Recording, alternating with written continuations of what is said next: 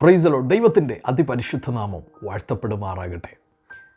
കർത്താവിന് വേണ്ടി ജീവിക്കണമെന്ന്, കർത്താവിന് വേണ്ടി വൻ കാര്യങ്ങൾ ചെയ്യണമെന്ന് ഒരാഗ്രഹം നമ്മുടെ ഉള്ളിലുണ്ട് എങ്കിൽ ഇന്നാളുകളിൽ അധികം ദൈവസന്നിധിയിൽ പ്രാർത്ഥിക്കുവാനായിട്ട് തയ്യാറാക്കുക.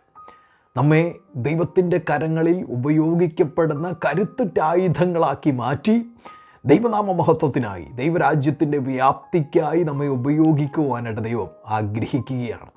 നാം എന്താണോ ദൈവസന്നിധിയിൽ പ്രാർത്ഥിക്കുന്നത്, ആ വിഷയവുമായി ബന്ധപ്പെട്ട് എങ്ങനെയൊക്കെ ദൈവത്താൽ ഉപയോഗിക്കപ്പെടണമെന്ന് നാം ആഗ്രഹിച്ച് പ്രാർത്ഥിക്കുന്നുവോ, ആ വിഷയത്തെ സ്വർഗം ചാഞ്ഞിറങ്ങി ശ്രദ്ധ വച്ച് കേൾക്കുകയും നാം ആഗ്രഹിക്കുന്നതിലും നാം ഇച്ഛിക്കുന്നതിലും നാം ദൈവസന്നിധിയിൽ പ്രാർത്ഥിക്കുന്നതിലും അധികം ശക്തമായ വിധത്തിൽ ദൈവം നമ്മളെ ഈ കാലഘട്ടത്തിൽ ഉപയോഗിക്കുവാനായിട്ട് ആഗ്രഹിക്കുകയാണ്. അതിന് ഏറ്റവും നല്ല ഉത്തമമായ ഉദാഹരണമാണ് ഏലിയാവിലും എലീശായിലും നമുക്ക് കാണുവാനായിട്ട് കഴിയുക. ഏലിയാവും എലീശായും തമ്മിലുള്ള ബന്ധം വേദപുസ്തകത്തിൽ വളരെ മനോഹരമായിട്ട് ചിത്രീകരിച്ചിരിക്കുകയാണ്. ഇസ്രായേലിൽ ഏലിയാവിന് ശേഷം, ഏലിയാവ് എന്ന ശക്തനായ ദൈവത്തിൻ്റെ പ്രവാചകന് ശേഷം തുടർന്ന് ആര്, ഇനി ഏലിയാവിന് ശേഷം ആര് ഇസ്രായേലിൽ ശക്തനായിട്ടുള്ള പ്രവാചകനായി മാറ്റപ്പെടുവാനായിട്ട് പോകുന്നു എന്നുള്ള ചോദ്യങ്ങളും സംശയങ്ങളും ഒക്കെ ഉയരുന്ന സാഹചര്യത്തിൽ ദൈവം എലീശായെ അടുത്ത ശക്തനായിട്ടുള്ള പ്രവാചക ശുശ്രൂഷയിലേക്കായിട്ട് തിരഞ്ഞെടുക്കുകയാണ്.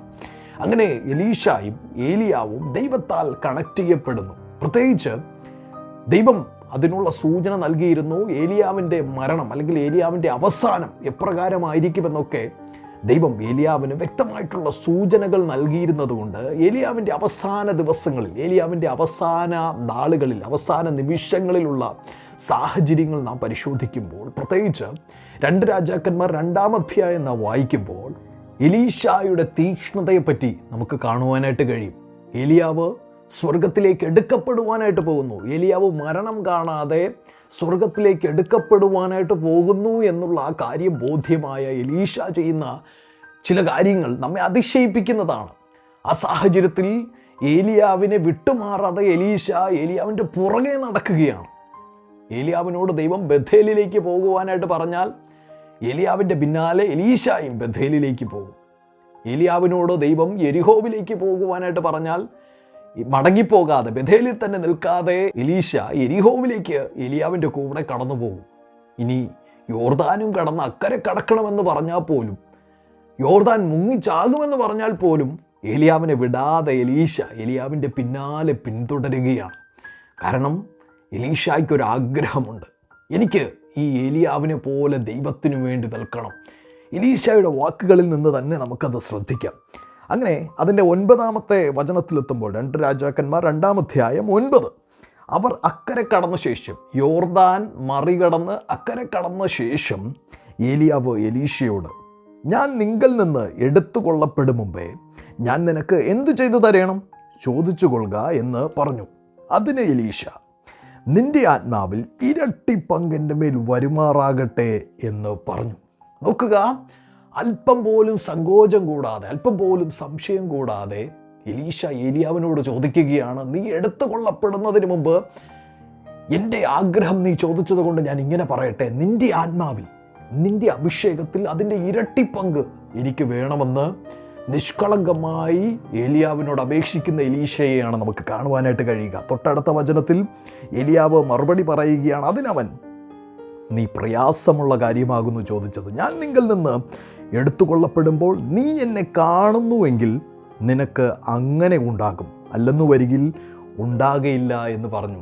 ഏലിയാവ് തിരിച്ച് മറുപടിയായി പറയുകയാണ്, നിനക്ക് എൻ്റെ ആത്മാവിൻ്റെ ഇരട്ടി പങ്ക് അഭിഷേകം വേണമെങ്കിൽ, എൻ്റെ ആത്മാവിൻ്റെ ഇരട്ടി പങ്ക് ആത്മാവ് നിനക്ക് വേണമെങ്കിൽ, ഞാൻ എടുക്കപ്പെടുന്ന സമയത്ത് നീ എന്നെ കാണുവാനായിട്ട് ഇടയാവുകയാണെങ്കിൽ നിന്നിലേക്ക് നീ ആഗ്രഹിക്കുന്നത് പോലെ ദൈവത്തിൻ്റെ ആത്മാവ് കടന്നു വരും. ഇല്ലെന്ന് വരികിൽ അത് സംഭവിക്കില്ല എന്ന് പറയുകയാണ്. എന്നാൽ എലീശായുടെ ഭാഗ്യവശാൽ, അല്ലെങ്കിൽ ദൈവത്തിൻ്റെ കൃപയാൽ, എലീശായുടെ ദൈവത്തിന് കരുണ തോന്നിയത് കൊണ്ട് കൃത്യം ആ ഞൊടിയിടയിൽ തന്നെ, അങ്ങനെ സംസാരിച്ചു കൊണ്ട് നിൽക്കുമ്പോൾ തന്നെ അഗ്നിരഥങ്ങളും അഗ്നി അശ്വങ്ങളും ചുഴലിക്കാറ്റിൽ ഇറങ്ങി വന്ന് ഏലിയാവിനെ ചുഴലിക്കാറ്റിൽ എടുത്തുകൊള്ളപ്പെടുന്ന കാഴ്ചയാണ് നമുക്ക് തൊട്ടടുത്ത വചനത്തിൽ കാണുവാനായിട്ട് കഴിയുക.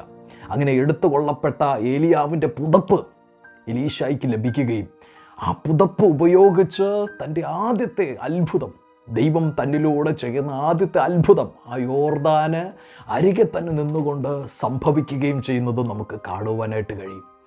നോക്കുക, എലീശായുടെ ആഗ്രഹം ഏലിയാവിൻ്റെ ഇരട്ടിപ്പങ്ക് ആത്മാവായിരുന്നെങ്കിൽ അത് തനിക്ക് ലഭ്യമാകുമാറ് തൻ്റെ ആഗ്രഹത്തെ ദൈവം പൂർത്തീകരിച്ചുവെങ്കിൽ, എന്നെ കേൾക്കുന്ന പ്രിയ ദൈവ പൈതലേ, നമുക്കും ആഗ്രഹിക്കുവാനായിട്ട് കഴിയും ഇതുപോലെ. ദൈവമേ, എന്നെ ഉപയോഗിക്കണമേ, എന്നെ അങ്ങയുടെ സന്നിധിയിൽ ഉപയോഗിക്കപ്പെടുന്ന ഒരു ആയുധമാക്കി, അങ്ങയുടെ സന്നിധിയിൽ തീവ്രതയുള്ള ഒരു ആയുധമാക്കി, ശക്തിയുള്ള ഒരു ആയുധമാക്കി എന്നെ ഉപയോഗിക്കണമെന്ന് നമുക്ക് പ്രാർത്ഥിക്കുവാനായിട്ട് കഴിയും. മാത്രമല്ല, ഈ ഏലിയാവിലൂടെ 8 പ്രധാനപ്പെട്ട അത്ഭുതങ്ങൾ നടന്നതായിട്ട് വേദപുസ്തകത്തിൽ റെക്കോർഡ് ചെയ്യപ്പെട്ടിരിക്കുന്നത് നമുക്ക് കാണുവാനായിട്ട് കഴിയും. ആ 8 എണ്ണം വേഗത്തിൽ നിങ്ങളുടെ മുമ്പിൽ സൂചിപ്പിക്കട്ടെ. 1 രാജാക്കന്മാർ 17-ാം അധ്യായം 1-ാമത്തെ വചനത്തിൽ വരൾച്ചയ്ക്ക് കാരണമാകുന്ന, ഞാൻ പറഞ്ഞല്ലാതെ ഈ ആണ്ടുകളിൽ മഞ്ഞും മഴയും ഉണ്ടാകയില്ല എന്ന് പറഞ്ഞ് ആകാശത്തെ അടയ്ക്കുന്ന ഒരു സംഭവം നമുക്ക് കാണാം. അതായിരുന്നു ഏലിയാവിൻ്റെ 1-ാമത്തെ അത്ഭുതം, ഏലിയാവിലൂടെ ഉണ്ടായ 1-ാമത്തെ അത്ഭുതം. 1 രാജാക്കന്മാർ 17-ാം അധ്യായം 14 മുതൽ 16 വരെ വായിക്കുമ്പോൾ, സാരഭാത്തിലെ വിധവയ്ക്ക് യഹോവ ഭൂമിയിൽ മഴ പെയ്യിക്കുന്ന നാൾ വരെ കലത്തിലെ മാവ് തീർന്നു പോവുകയില്ല, ഭരണിയിലെ എണ്ണ കുറഞ്ഞു പോവുകയുമില്ല എന്ന് തന്നോട് പറയുകയും സാരഭാത്തിലെ വിധവയോട് പറയുകയും അതങ്ങനെ തന്നെ സംഭവിക്കുകയും ചെയ്യുന്നു. ദേശത്തിലാകെ ക്ഷാമം നിലനിൽക്കുമ്പോൾ ആ ഭവനത്തിൽ ഒന്നിനും കുറവില്ലാതെ ദൈവം വഴി നടത്തുകയാണ്.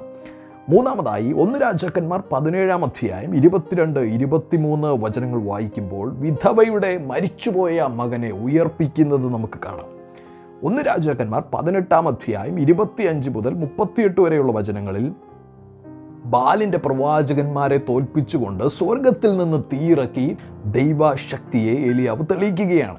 5-ാമതായി വരൾച്ച അവസാനിപ്പിക്കുവാനായിട്ട് വൻമഴ പെയ്യ്ക്കുന്നതായിട്ട് 1 രാജാക്കന്മാർ 18-ാം അധ്യായം 41 മുതൽ 45 വരെയുള്ള വചനങ്ങളിൽ നമുക്ക് കാണാം. 6-ാമതായി 2 രാജാക്കന്മാർ 1-ാം അധ്യായം 9 മുതൽ 10 വരെയുള്ള വചനങ്ങളിൽ രാജാവ് 50 പേർക്ക് അധിപതിയായ ഒരുവനെയും അവൻ്റെ 50 ആളെയും അവൻ്റെ അടുക്കലേക്ക് അയക്കുകയും അവരെ ആകാശത്തു നിന്ന് തീയിറക്കി അവനെയും അവൻ്റെ 50 ആളുകളെയും, അതായത് 51 പേരെ തീയിറങ്ങി ദഹിപ്പിച്ച് കളയുന്ന ഒരു കാഴ്ച നമുക്ക് കാണാം. തൊട്ടടുത്ത വചനത്തിൽ രാജാവ് പിന്നെയും അയക്കുന്ന 51 പേരെ ഇതുപോലെ ഏലിയാവ് ആകാശത്തിൽ നിന്ന് തീയിറക്കി അവരെയും ദഹിപ്പിച്ചു കളയുന്നതായിട്ട് കാണാം.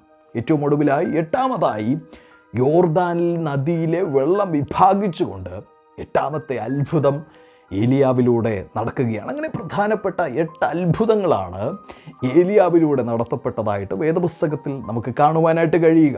ഇനി അതിൻ്റെ തൊട്ടടുത്ത ഭാഗമായിട്ട് എലീശായിലൂടെ ചെയ്യപ്പെട്ട ചില അത്ഭുതങ്ങളെ ഞാൻ നിങ്ങളുടെ മുമ്പിൽ വായിക്കട്ടെ. 1-ാമതായി 2 രാജാക്കന്മാർ 2-ാം അധ്യായം 14 എലീശ ഏലിയാവിൻ്റെ പുതപ്പ് ഉപയോഗിച്ച് വെള്ളത്തെ വിഭാഗിക്കുന്നതായിട്ട് നമുക്ക് കാണാം.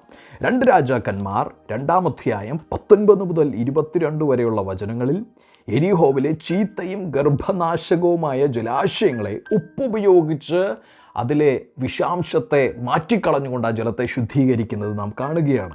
3-ാമതായി 2 രാജാക്കന്മാർ 2-ാം അധ്യായം 24-ാമത്തെ വചനത്തിൽ തന്നെ പരിഹസിച്ച 42 ബാലന്മാരെ കാട്ടിൽ നിന്ന് 2 പെൺകരടി ഇറങ്ങി വന്ന് അവരെ കീറിക്കളയുന്നത് നാം കാണുകയാണ്. 4-ാമത്തെ അത്ഭുതമായി 2 രാജാക്കന്മാർ 3-ാം അധ്യായം 17 മുതൽ 20 വരെയുള്ള വചനങ്ങളിൽ വെള്ളം കിട്ടാതായ സൈന്യത്തിനും മൃഗങ്ങൾക്കും വെള്ളം കിട്ടുവാൻ താഴ്വരയിൽ അനേകം കുഴികൾ വെട്ടുവാൻ പറയുകയും, പ്രത്യേകിച്ച് ഈ പദം വളരെ ശ്രദ്ധേയമാണ്. നിങ്ങൾ കാറ്റ് കാണുകയില്ല, മഴയും കാണുകയില്ല, എന്നാൽ നിങ്ങളും നിങ്ങളുടെ ആടുമാടുകളും നിങ്ങളുടെ മൃഗവാഹനങ്ങളും കുടിക്കത്തക്കവണ്ണം ഈ താഴ്വര വെള്ളം കൊണ്ട് നിറയും എന്ന് എലീശ പ്രവാചകൻ പ്രവചിക്കുകയും അതിൻ പ്രകാരം ആ ദേശത്തിലാകമാനം വെള്ളം കൊണ്ട് നിറയുകയും വിശന്ന് ദാഹിച്ചു വലഞ്ഞ ഈ സൈന്യത്തിനും മൃഗങ്ങൾക്കുമൊക്കെ വെള്ളം ലഭ്യമാവുകയും മാത്രമല്ല ഇതേ വെള്ളം തന്നെ ശത്രുക്കളുടെ നാശത്തിന് കാരണമായി മാറ്റപ്പെടുകയും ചെയ്യുന്നതും നാം വായിക്കുകയാണ്. 5-ാമതായി 2 രാജാക്കന്മാർ 4-ാം അധ്യായം 5 മുതൽ 6 വരെയുള്ള വചനത്തിൽ പ്രവാചക ശിഷ്യനായിരുന്ന ഒരുവൻ മരിച്ച ശേഷം വിധവയായ സ്ത്രീയുടെ കടബാധ്യത കാരണം കടക്കാരൻ അവരെ ബുദ്ധിമുട്ടിച്ചപ്പോൾ കടം വീട്ടുവാൻ അവരുടെ വീട്ടിലുള്ള പാത്രങ്ങളിൽ എണ്ണ നിറയിപ്പിക്കുകയും ആ എണ്ണ വിറ്റ് അവരുടെ കടത്തിൽ നിന്ന് അവർക്ക് മോചിക്കപ്പെടുവാനായിട്ടുള്ള സാവകാശം ഒരുക്കുകയും ചെയ്തുകൊണ്ട് ഒരു അത്ഭുതം ചെയ്യുന്നത് നാം അവിടെ കാണുകയാണ്. ആറാമതായി 2 രാജാക്കന്മാർ 4-ാം അധ്യായം 16-17 വചനങ്ങളിൽ കുഞ്ഞുങ്ങളില്ലാതിരുന്ന ശൂനേംകാരത്തി സ്ത്രീക്ക് ഒരു കുട്ടിയെ വാഗ്ദത്തം ചെയ്യുകയും അത്ഭുതകരമായിട്ട് അവർക്കൊരു കുഞ്ഞിനെ ലഭിക്കുകയും ചെയ്യുന്നു. 7-ാമതായിട്ട് 2 രാജാക്കന്മാർ 4-ാം അധ്യായം 32 മുതൽ 37 വരെയുള്ള വചനങ്ങളിൽ മരിച്ചുപോയ ശൂനേംകാരത്തിയുടെ മകനെ ഉയർപ്പിക്കുന്ന കാഴ്ച നാം കാണുകയാണ്. 2 രാജാക്കന്മാർ 4-ന്റെ 41 വചനത്തിൽ 8-ാമത്തെ അത്ഭുതം കാണുന്നത് പേച്ചൂരയാൽ വിഷം കലർന്ന പായസം ഭക്ഷ്യയോഗ്യമാക്കി മാറ്റുവാൻ അതിൽ മാവ് കലത്തിലിടുകയും അത് ശുദ്ധി ചെയ്യുകയും ചെയ്യുന്നത് നമുക്ക് കാണുവാനായിട്ട് കഴിയും. 9-ാമതായി 2 രാജാക്കന്മാർ 4-ാം അധ്യായം 42 മുതൽ 44 വരെയുള്ള വചനങ്ങളിൽ ഒരാൾ ദൈവപുരുഷന് ആദ്യ ഫലമായിട്ട് കൊണ്ടുവന്ന 20 യവത്തപ്പവും മലരും 100 പേർക്ക് വിളമ്പി അവർ ഒരുമിച്ച് ഭക്ഷണം കഴിക്കുകയും ബാക്കി ശേഷിക്കുകയും ചെയ്യത്തക്ക വിധത്തിൽ ഒരത്ഭുതം തന്നിലൂടെ നടത്തപ്പെടുന്നത് നാം കാണുകയാണ്. 10-ാമതായി 2 രാജാക്കന്മാർ 5-ാം അധ്യായം 14 കുഷ്ഠരോഗിയായ നയമാനെ സുഖപ്പെടുത്തുന്നു. 11-ാമതായി 2 രാജാക്കന്മാർ 5-ാം അധ്യായം 27 അത്യാഗ്രഹത്താൽ തൻ്റെ ദാസനായിരുന്ന ഗേഹസിക്ക് കുഷ്ഠം പിടിപെടുന്നത് നാം കാണുകയാണ്. 12-ാമതായി 2 രാജാക്കന്മാർ 6-ാം അധ്യായം 6-ാമത്തെ വചനത്തിൽ തൻ്റെ ശിഷ്യന്മാരുടെ കരങ്ങളിൽ നിന്ന് മുങ്ങിപ്പോയ ഇരുമ്പ് കോടാലി, വെള്ളത്തിൽ മുങ്ങിപ്പോയ ഇരുമ്പ് കോടാലിയെ വെള്ളത്തിൽ പൊങ്ങി വരത്തക്ക വിധത്തിൽ ഒരു അത്ഭുതം ചെയ്യുന്നത് നാം കാണുകയാണ്. 13-ാമതായി 2 രാജാക്കന്മാർ 6-ാം അധ്യായം 17 തൻ്റെ ദാസൻ്റെ കണ്ണുകൾ തുറന്ന് തനിക്ക് വിരോധമായി നിൽക്കുന്ന അരാം രാജ്യത്തിലെ സൈന്യത്തെ മുഴുവനും വെല്ലുവിളിക്കത്തക്ക വിധത്തിൽ അഗ്നിമയ രഥങ്ങളെ കാണത്തക്ക വിധത്തിൽ തൻ്റെ ദാസൻ്റെ കണ്ണുകളെ തുറക്കുവാൻ ദൈവത്തോട് ചോദിക്കുകയും തൻ്റെ ദാസൻ്റെ കണ്ണുകൾ തുറന്ന് ആ അഗ്നിരഥങ്ങളെ കണ്ട് സന്തോഷിക്കത്തക്ക വിധത്തിൽ ദൈവം ഒരു അത്ഭുതം ചെയ്യുകയും ചെയ്യുന്നുണ്ട്. 14-ാമതായി 2 രാജാക്കന്മാർ 6-ാം അധ്യായം 18 അരാമ്യ സൈന്യത്തെ അന്ധരാക്കുന്ന ഒരു കാഴ്ച നാം കാണുകയാണ്. തനിക്ക് വിരോധമായി ആക്രമിക്കുവാനായിട്ട് ഒരുങ്ങി വന്ന എല്ലാ സൈന്യത്തിലെ അംഗങ്ങൾക്കും അന്ധത പിടിപ്പിക്കത്തക്ക വിധത്തിൽ ഒരു അത്ഭുതം നാം അവിടെ കാണുന്നുണ്ട്.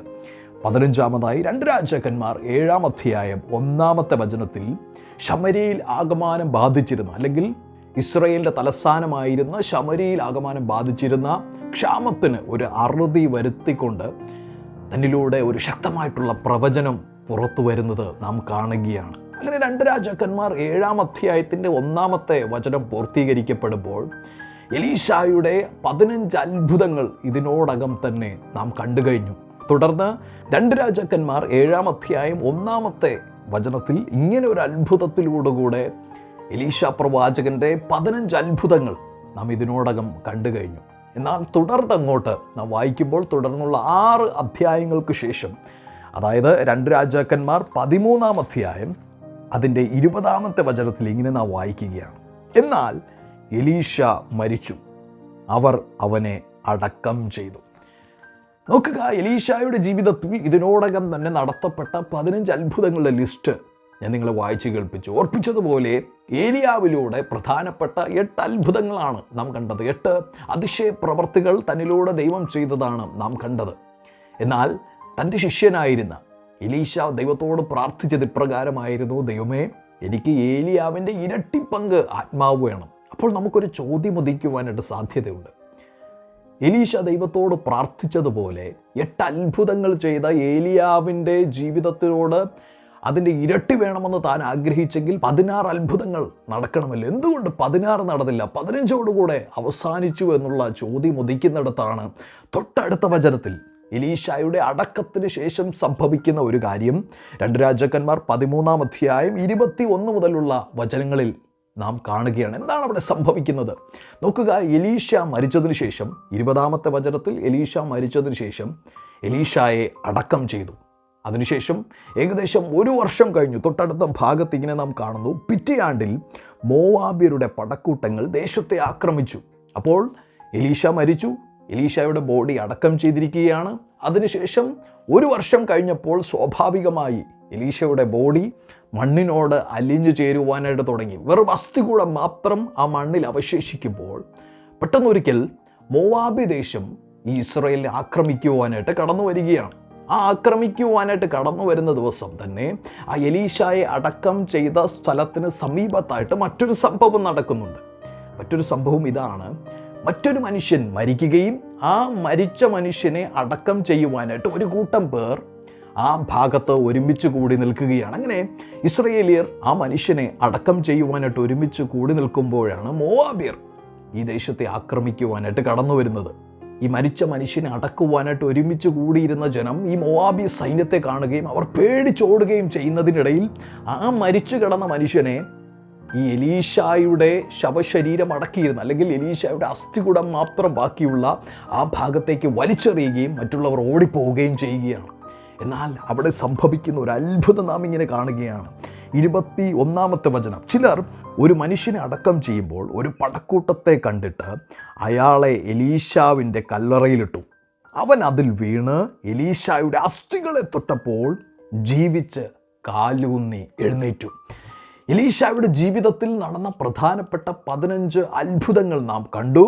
എന്നാൽ അതോടുകൂടെ എലീശായുടെ ജീവിതത്തിൽ നടന്ന അത്ഭുതങ്ങൾ അവസാനിക്കുന്നില്ല. താൻ മരിച്ച ശേഷം താൻ ദൈവത്തോട് പ്രാർത്ഥിച്ചതുപോലെ ഇരട്ടി ആത്മാവിന്, എലീയാവിൻ്റെ ഇരട്ടി ആത്മാവിന് വേണമെന്ന് താൻ ദൈവത്തോട് പ്രാർത്ഥിച്ചതുപോലെ തന്നെ തൻ്റെ മരണശേഷം ആ 16-ാമത്തെ അത്ഭുതവും കൂടെ ചെയ്തുകൊണ്ട് ദൈവം വിശ്വസ്തനാണ് എന്ന് തെളിയിക്കുകയാണ്. മരിച്ച അസ്ഥികൂടം മാത്രമായി അവശേഷിച്ചിരുന്ന എലീശായുടെ ശരീരത്തിൽ നിന്ന്, എലീശായുടെ ആ ഡെഡ് ബോഡിയിൽ നിന്ന് പോലും ദൈവത്തിൻ്റെ ശക്തി പുറപ്പെട്ടു എന്ന് നാം ആ ഭാഗത്ത് കാണുകയാണ്. നമ്മെ വിളിക്കുന്ന ദൈവം വിശ്വസ്തനാണ്. അവൻ നമ്മെ ഒരിക്കലും കൈവിടുന്ന ദൈവമല്ല. നാം ദൈവത്തിനു വേണ്ടി നിൽക്കുമ്പോൾ നമ്മുടെ ജീവിതത്തെ അത്ഭുതമാക്കി മാറ്റുന്ന ഒരു ദൈവമാണ് നമ്മുടെ ദൈവം. ഇന്ന് പകലിലും ആ വിധത്തിൽ ദൈവത്താൽ ഉപയോഗിക്കപ്പെടുവാനായിട്ട് നാം ആഗ്രഹിക്കുന്നുണ്ടെങ്കിൽ എന്താണോ നാം ദൈവത്തോട് ചോദിക്കുന്നത്, എന്ത് ശുശ്രൂഷയാണോ നാം ദൈവത്തോട് ചോദിക്കുന്നത്, അത് നമ്മിലൂടെ നിറപടിയായി പൂർത്തീകരിക്കുവാൻ സ്വർഗം ശക്തമാണ്. അതുകൊണ്ട് ദൈവത്തിനു വേണ്ടി പുറപ്പെടുവാൻ, ദൈവത്തിനു വേണ്ടി നിൽക്കുവാൻ, ദൈവത്തിനു വേണ്ടി ജീവിക്കുവാൻ സജ്ജനായി തീരുവാനായിട്ട് ആഗ്രഹിക്കുന്ന ഒരു ദൈവഭക്തൻ ദൈവത്തോട് പ്രാർത്ഥിക്കുന്ന പ്രാർത്ഥനാ വിഷയങ്ങളെ ശ്രദ്ധ വെച്ച് കേട്ടുകൊണ്ട് ദൈവത്തിങ്കൽ നിന്ന് അത്ഭുതങ്ങൾ അവന് പ്രതീക്ഷിക്കുവാനായിട്ട് കഴിയും. അതുകൊണ്ട് തന്നെ ഒരിക്കൽ കൂടെ നിങ്ങളെ ഉത്സാഹിപ്പിക്കുകയാണ്, ദൈവത്തിനു വേണ്ടി നിൽക്കുവാനായിട്ട് തീരുമാനിക്കുക. ദൈവത്തിങ്കൽ നിന്ന് വലിയ കാര്യങ്ങൾ പ്രതീക്ഷിക്കുക. ദൈവത്തിനു വേണ്ടി വലിയ കാര്യങ്ങൾ ചെയ്യുക. ദൈവം അതിനായി നമ്മളെ സഹായിക്കട്ടെ. ആമേൻ. God bless U.